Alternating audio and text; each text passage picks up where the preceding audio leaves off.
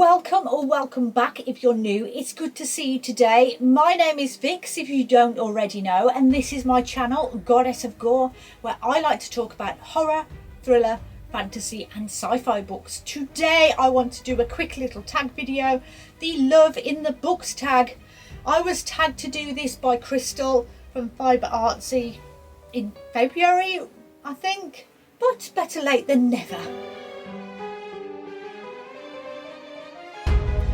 So on with the prompts. Number 1, friendship love. Name a book that includes a loving friendship. V. Castro, Goddess of Filth. I bloody love this book. It reminded me so much of the 90s and the craft, and a time in my life when friendships were so strong and fierce that it was definitely ride or die with my friends. Working for the weekend and getting into really messy situations. Not like possessed by a Mexican demon messy, but pretty close. This short little book is such a fun read. It has everything: girl gangs, exorcisms, pervy priests and a little bit of body horror. It is definitely V. Castro's best book I've read so far. It was perfection. It gave me all of those rose tinted reminders of my not misspent youth, because it wasn't in the slightest, but definitely a freer and more innocent time when going out and sometimes going to work with a fistful of drugs were happy times. Prompt number 2, sibling love. Name a book that features a strong sibling relationship. This one I had to think long and hard about, because for some reason I read a lot of found family rather than actual siblings, but I think Head Full of Ghosts by Paul Tremblay had some fantastic siblings in it, and I'm struggling to think of their names. Hang on. The sisters Marjorie and Mary, that's it. The story is told from the perspective of a grown-up Mary as she's being interviewed about the show her family took part in, where her big sister Marjorie was supposedly being exorcised live on TV. Since then, the show has reached cult status with endless debates as to whether it was real or fake. This book is one, I think, of the best possession stories I've ever read, and it had some really creepy scenes. But obviously it's told from a very young girl's memories, so we have to take what she says with a pinch of salt. Don't we? Number 3 is Parental or Guardian Love. Name a book that has a character who identifies as a parent or guardian. And for me, not in a good way, but the mom in We Need to Talk About Kevin, Eva. She was a real piece of poo. And this book is so good, and I still haven't watched the film. This book is from 2003 and is written in the form of letters that Eva is writing to Franklin, her husband, from November 2000 to April 2001. Eva is vile. She's such a character, and I hated her all the way from the start of the book. She seems to only care about appearances, physically or within society. So she writes letters to her husband about their son Kevin, who at the age of 16 becomes a high school shooter and kills 7 school kids.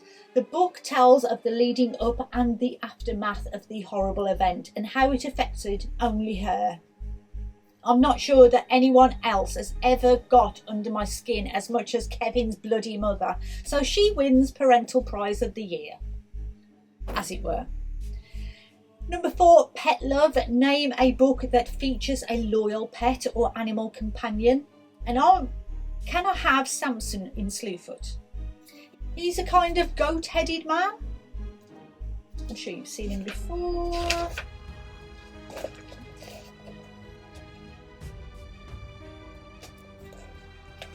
This is one of my favourite books that I've ever read, and I do have a video planned around this book soon. I have a costume and everything. I'm just working on the contents. This is a good for her book, if ever I read one. So back in the Puritan times of old America in the 1600s, I think it is, a woman couldn't have land, and if they were good looking women who didn't want a new husband or refused to give up good farmland, they were witches or in league with the devil. And that's exactly what happened to Abatha. So basically this is you think I'm in league with the devil? Okay, hold my beer and expect the best devil you've ever sent to rain down on your pathetic village of pathetic little men with your pathetic little god. You mortals don't know what you've done. And with all the wild folk, Samson and Slewfoot. Bring it! And I love it. Number 5, romantic love. Name a book that contains a swoon-worthy romantic plotline. This was a hard one, so I did a dive on Goodreads and I couldn't find anything, so I chose Pet Sematary by Stephen King. This man loves his family so much that he will stop at nothing to keep his family together, and that includes his lovely, loving wife. And obviously I've just bought the book for you. You're welcome. Number 6, erotic love. Name a book that doesn't fade to black when things get spicy. And I'm sorry, but I don't have one for this. I still haven't read any books that go all the way to Pound Town. So I'm skipping this one, sorry. Number 7, self-love. Name a book that includes the theme of self-love, appreciating your own worth, etc. Personal growth. And I think a lot of the cozy books I read tick this box. They all kind of have a theme of we love you no matter what. So I think I will pick the book that started it all for me. And I reread it recently, The House in the Cerulean Sea by TJ Klune. This has so much self-love that it cancels out all of the self-depreciating words that one of the other character tells himself, how he's unlovable and going through life like an invisible nobody. And it tells you that someone will love you, that if you give someone a chance to love you, then you will be loved. Every character in this book is so perfectly sweet. They are so cute. You could just squeeze them until they pop. Keep them in your pocket. So damn cozy. And the final tag, tag 8, share the love. Tag some booktubers. Of course, I want to tag anyone who hasn't done this tag. Consider this as a tag, you're it.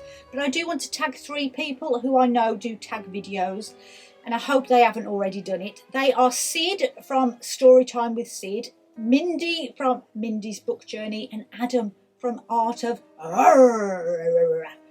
There it is. I told you it was a quick tag. Thank you for watching and taking the time to hang out with me today. Giving up your precious time to watch this video does mean so much to me. And subscribe if you would like to hang around some more.